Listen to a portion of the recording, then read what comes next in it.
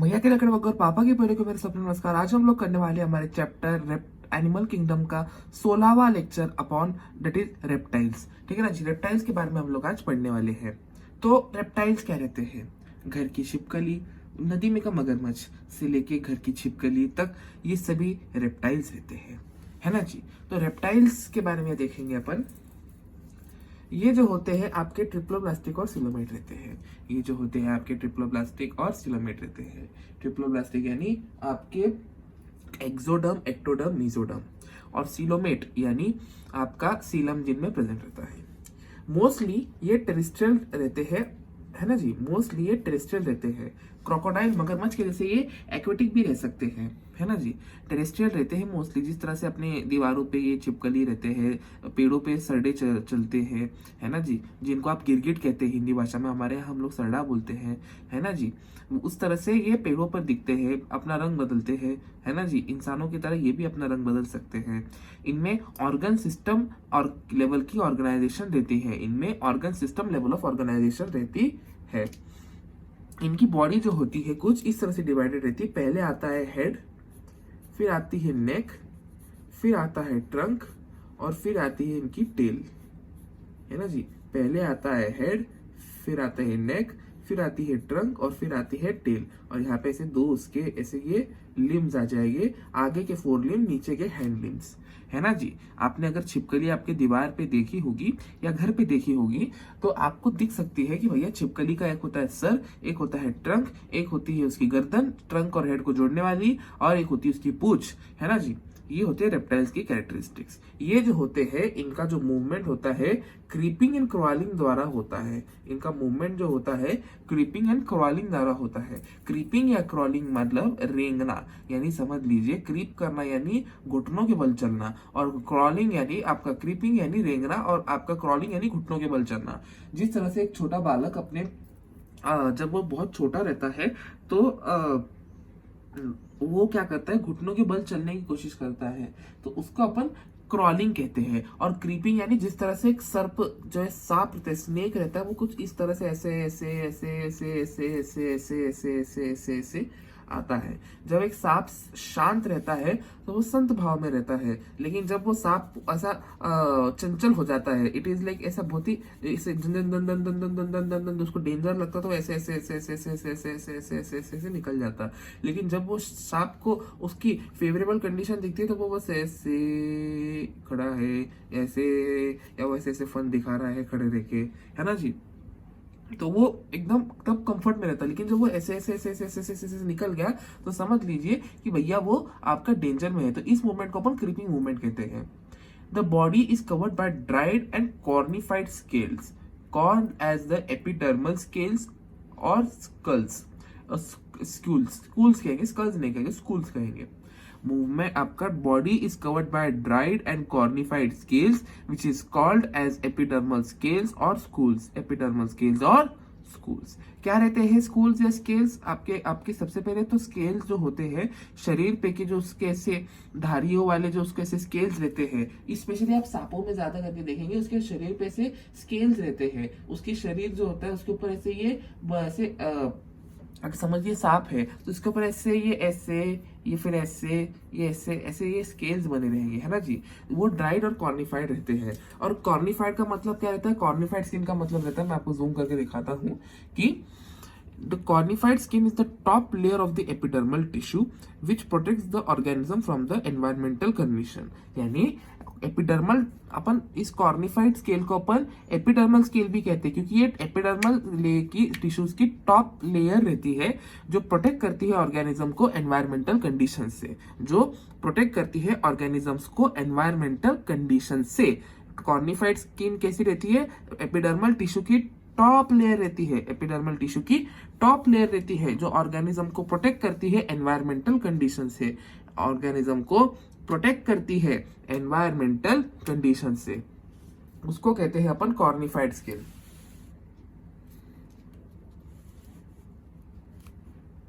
है ना जी। तो body is covered by dried and cornified scales and called as epidermal scales और स्कल्स। स्क्यूल्स, स्कल्स नहीं कहेंगे इसको, स्कल्स नहीं, इसको स्क्यूल कहेंगे, स्क्यूल्स, है ना जी। तो dried and cornified scales, cordless, epidermal scales और स्कूल्स। तो कॉर्निफाइड का मतलब अपन ने देख लिया, जो उसको हार्मफुल एनवायरमेंटल कंडीशन से बचाने में मदद करेगा। The ear are absent, the ears are absent but instead they have tympanum. मैं आपसे एक सवाल पूछता हूँ इसी संबंध में, क्या आपने कभी किसी सांप के कान देखे हैं? क्या आपने किसी मगरमच्छ के कभी कान देखे हैं? क्या आपने कभी किसी छिपकली के कान देखे हैं? नहीं ना, इनके कभी कान नहीं होते, इनके अंदर टिम्पैनम होता है। कान का रिड्यूस फॉर्म रहता है। आपको एक काम ये कान वाला ही करेगा, लेकिन ये टिम्पैनम जो रहता है वो काम कान वाला ही करता है। मतलब ये क्या होता है, ये आवाजें नहीं सुनता है, ये वाइब्रेशंस पकड़ता है। कभी भी देखिए, आपका जो सांप रहता है, आप सांप को कभी सुनाई नहीं देता है, सांप को जो सिर्फ वाइब्रेशंस फील होती है। इसलिए अगर आप लाठी को ऐसा समझ लीजिए, ऐसा सांप है और यहाँ पे लाठी है, ऐसे ऐसे ऐसे ऐसे ऐसे ऐसे ऐसे, आप उसकी दिशा अलग है और आपकी दिशा अलग है तो ही करना। तो वो आपकी दिशा में, आप इधर खड़े तो वो ऐसा ऐसा ऐसा ऐसा आके आपने इसी लाठी का ऐसा वो किया तो वो आपकी तरफ ऐसा ऐसा आपको ऐसा काट भी सकता है ना जी। तो अपने सावधान रहिए, सतर्क रहिए। हमारी बात का विश्वास, मतलब हमारी बात पे एकदम आंख बंद करके बोलना कि ये हमारी जिम्मेदारी नहीं है, सांप वाप काट गया तो, है ना जी। तो इसमें जो ये टिम्पैनम रहता है, ये बेसिकली वाइब्रेशंस को ज्यादा करके पकड़ता है। ईयर्स क्या काम करते हैं? ईयर्स अपने ध्वनि को पकड़ते हैं। जैसे अब मैं आपको बोल रहा हूँ, आपका कान आपकी मेरी बोली हुई ध्वनि को पकड़ के आपके दिमाग तक इंटरसेप्ट कर रहा है, लेकिन इनमें ईयर्स एब्सेंट रहते हैं। इनके अंदर टिम्पैनम रहता है, टिम्पैनस रहता है ना जी, जो इसके वाइब्रेशंस को पकड़ता है ना। तो ear is absent but instead they have tympanum, है ना जी। उसके बाद अगला रहता है the snakes and lizard shed their skin by skin casting. यानी जो सांप और छिपकलियां रहती है, सरडे रहते हैं, गिरगिट रहते हैं, वो उनके स्किन को शेड कर देते हैं। वो उनकी चमड़ी रहती है, उसको चमड़ी के ऊपर की एक परत रहती है, उसको निकाल देते हैं, उसकी शेड कर देते हैं उसकी स्किन की लेयर को। उसको कहते हैं स्किन कास्टिंग, है ना जी, उसको कहते हैं स्किन कास्टिंग। आपको एक इंटरेस्टिंग फैक्ट बताता हूँ कि सांप की जो स्किन रहती है, जो कास्टेड स्किन रहती है, मतलब जो एक बार जो कास्ट होगी स्किन, उसकी जो बच जाती है वो स्किन, हमारे यहाँ पूना में एक ऑर्गेनाइजेशन है जो पुराने जमाने में जो 1500 साल पुराने जो वेद पुराण है उनको प्रिजर्व करते हैं। वो बताते थे कि पुराने जमाने में वेदों और पुराणों को बहुत सालों तक प्रिजर्व करने के लिए जो सांप की कॉर्निफाइड स्किन रहती, जो सांप की कॉर्निफाइड स्किन की जो शेडेड स्किन रहती है, जो कास्टेड स्किन रहती है, उसका एक थोड़ा सा ही अंश उस पूरे पुराण में रखा जाता था और फिर उस पुराण को फिर कपड़े में बांधकर लिपेट कर रख दिया जाता था। वो पुराण जो रहता था वो वैसा का वैसा ही रहता था, उसको उसकी कोई क्षति नहीं होती थी। तो उस जमाने में अपनी जो टेक्नोलॉजी और अपना जो साइंटिफिक अप्रोच था वो इतना ज्यादा एडवांस था कि अपन इतने अच्छे से डॉक्यूमेंट प्रिजर्वेशन में अपन तब आगे थे। तो और ये टेक्निक आज भी वो सोसाइटी, वो ऑर्गेनाइजेशन, जो वैदिक ऑर्गेनाइजेशन है पुणे की, वो इस्तेमाल करती है। आप लोग अगर चाहे तो आप यूट्यूब पे, गूगल पे सर्च भी कर सकते हैं उस सोसाइटी के बारे में, है ना जी। चलिए आगे बढ़ते हैं अगले पॉइंट की तरफ। ये पॉइंट स्किन कास्टिंग वाला पॉइंट तो अपना क्लियर हो चुका है। अगला है कि भैया हार्ट जो रहता है, इसका 2 एट्रिया और 1 वेंट्रिकल वाला होता है। 2 एट्रिया और 1 वेंट्रिकल वाला होता है। कभी भी याद रखिए, जब भी नंबर ऑफ पहले 2 में भी जो 3 चेंबर वाले जो रहते हैं, पहले 2 में नहीं, 3 चेंबर वाले जो रहते हैं ना, उसमें कभी भी याद रखिए एट्रिया कभी भी 2 रहेंगे, वेंट्रिकल कभी भी 1 रहेगा। एट्रिया कभी भी 2 रहेंगे, वेंट्रिकल कभी भी 1 रहेगा। एम्फीबियन में भी कल के लेक्चर में अपन ने ये देखा था कि एट्रिया 2 थे, वेंट्रिकल 1 ही था। उसका जो सर्कुलेशन रहेगा वो क्लोज सर्कुलेशन रहेगा, है ना जी, क्लोज सर्कुलेशन रहेगा, जिसके मतलब वेसल्स और आपकी वेन्स के, आर्टरीज वेन्स की मदद से ब्लड सर्कुलेशन हो रहा है, कोई सेल इसमें बात नहीं हो रहा है। पोलियक थम्स है ये, जो आपके रेप्टाइल्स है वो पोलियक थम्स है, यानी ये अपने इंटरनल एनवायरनमेंट को टेम्परेचर के मद्देनजर से उसको रेगुलेट नहीं कर सकते हैं। अगर बाहर गर्म है तो इनके अंदर भी गर्म है, बाहर ठंड है तो इनके अंदर भी ठंड है। वो टेम्परेचर रेगुलेशन नहीं कर सकते हम ह्यूमंस की तरह। इनके अंदर लंग्स प्रेजेंट रहते हैं, तो इसका हार्ट जो है 3 चेंबर रहता है, जिसमें 3 चेंबर यानी 2 एट्रिया 1 वेंट्रिकल, 2 एट्रिया और 1 वेंट्रिकल। क्लोज सर्कुलेशन रहता है, यानी इसका जो ब्लड का जो सर्कुलेशन रहता है वो आर्टरीज वेन्स के द्वारा होता है। पोलियक थम्स रहते हैं, जो अपने आप के टेम्परेचर को मेंटेन नहीं कर सकते, वो ऑर्गेनिज्म रहते हैं, और लंग्स तो इसके अंदर प्रेजेंट रहते हैं। यूरिकोटेलिक टेलिक रहते हैं। यूरिक और टेलिक यानी वो ऑर्गेनिज्म जो यूरिक एसिड को एक्सक्रीशन करते हैं, यूरिक एसिड को एक्सक्रीशन करते हैं। यूरिक एसिड का कैरेक्टरिस्टिक्स क्या क्या है? यूरिक एसिड एक्सक्रीशन की कैरेक्टरिस्टिक है पॉइंट नंबर 1 कि भाई जो uric acid characteristic uric acid के एक्सक्रीशन रहता है उसमें सबसे पहला पॉइंट तो ये आता है कि उसको सबसे कम एनर्जी लगती है, सबसे कम एनर्जी लगती है एक्सक्रीशन के लिए। ऐसा क्यों? क्योंकि वो सबसे कम टॉक्सिक है, सबसे कम टॉक्सिक है, और सबसे कम टॉक्सिक होने की वजह से सबसे ज्यादा समय तक उसे स्टोर किया जा सकता है, सबसे ज्यादा समय तक उसे स्टोर किया जा सकता है, और उसको सबसे कम वाटर रिक्वायरमेंट है क्योंकि वो सबसे कम टॉक्सिक है ना जी। आप देखिए कि जो रेप्टाइल्स रहते हैं वो ज्यादा करके टेरेस्ट्रियल और इसमें रहते हैं, जिसमें आप देख सकते हैं कि भैया टेरेस्ट्रियल तो रहते ही रहते हैं, लेकिन जो रेप्टाइल्स रहते हैं उनके लिए ब्रीडिंग का एक जो वो रहता है पीरियड, वो आपके गर्मियों का मौसम रहता है, वो आपके गर्मियों का मौसम रहता है। तो आप देखते हैं कि जब ये गर्मी एकदम भीषण गर्मी में जो आपके जो छिपकलियां रहती है उनको कोई पानी की अवेलेबिलिटी तो नहीं है ना भैया उनको यूरिन पास करने के लिए, इसलिए उनका जो यूरिक एसिड की मदद से वो एक्सक्रीशन कर देते हैं, सॉलिड यूरिक एसिड की मदद से, जिसमें पानी की सबसे कम रिक्वायरमेंट रहती है, जिससे वो अपने अंदर का पानी स्टोर कर सकते हैं अपने यूजेस के लिए, है ना जी। इसका ईयर जो होता है वो टिम्पैनम से रहता है, ये तो अपन ने पॉइंट देख लिया था। यूरिक एसिड का एक्सक्रीशन अपन ने देख लिया, इसके रिलेटेड पॉइंट्स। ये वाले जो पॉइंट है ये आपको एनसीईआरटी के एक्सक्रीशन वाले पार्ट में आएंगे, है ना जी।